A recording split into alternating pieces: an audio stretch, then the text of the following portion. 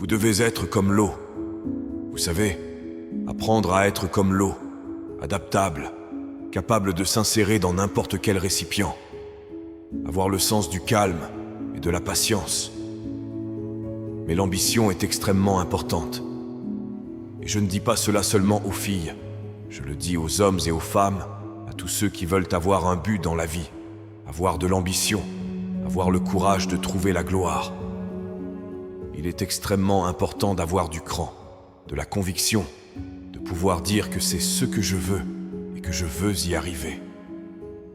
L'importance de la conviction, j'ai appris cela de femmes très fortes de ma famille que j'admirais. Elles m'ont montré que les circonstances n'ont pas d'importance. Ce qui compte, c'est l'ampleur de nos rêves. Et j'ai de très grands rêves. Il y a quelque chose à propos de la connaissance, quelque chose à propos de l'apprentissage, même si vous ne comprenez pas certaines choses.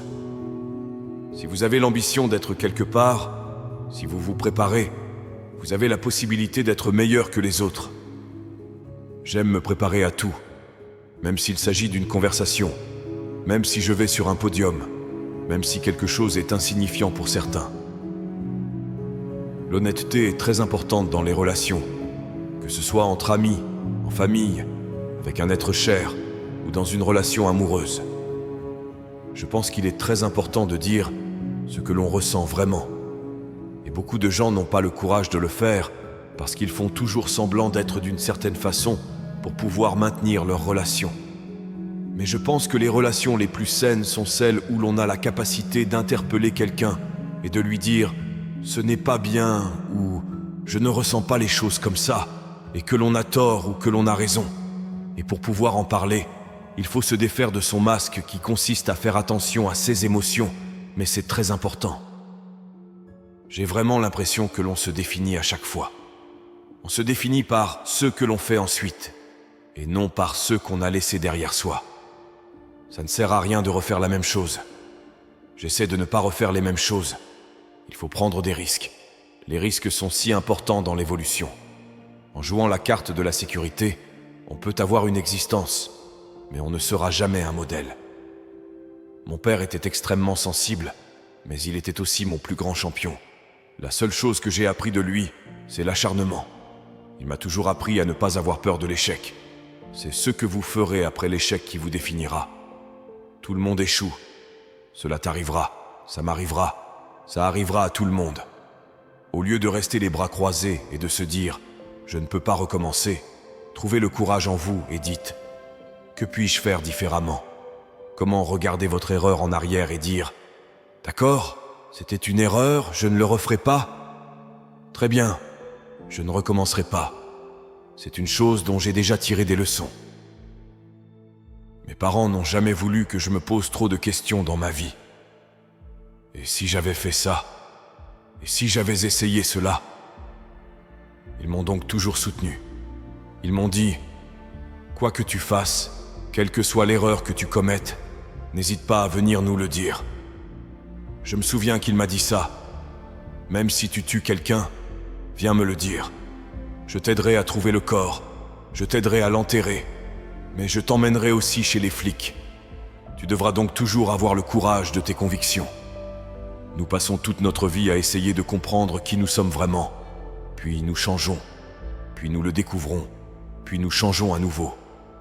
Et je pense que c'est ce qu'il y a de plus constant, n'est-ce pas? Je change constamment. J'évolue constamment. Et j'espère que tout le monde sera toujours curieux de me connaître pendant que je continue à le faire. J'ai l'impression qu'au fil du temps, les femmes ayant peu d'opportunités ont été mises en concurrence les unes avec les autres.